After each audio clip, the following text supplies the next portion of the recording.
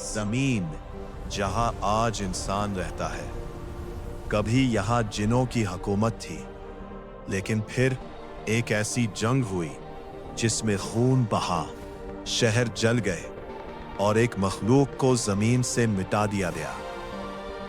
ये कहानी है उस वक्त की जब ना आदम अलैहिस्सलाम थे ना इंसान, सिर्फ जिन थे जो आग से पैदा किए गए। सूरह रहमान में अल्लाह पाक फरमाते हैं, खलक़ल जान मिन मारिज मिन नार। जिन सिर्फ रहते नहीं थे बल्कि उनके अपने कबीले, शहर और हुकूमतें थी।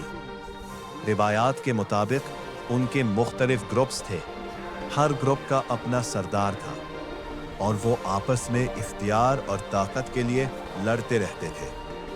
तफसीर इब्ने कसीर में ये बयान किया गया है कि जिन्होंने जमीन पर फसाद और खून खराबा किया। लेकिन सवाल ये है, जिनों का फसाद क्या था?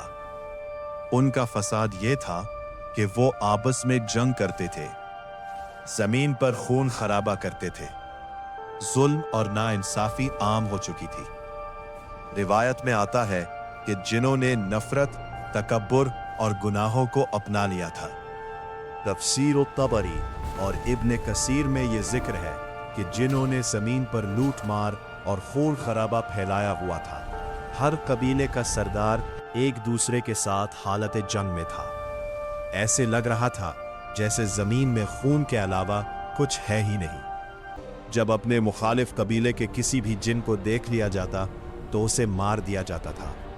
जिन जमीन पर खुद को सबसे ज्यादा ताकतवर समझ रहे थे।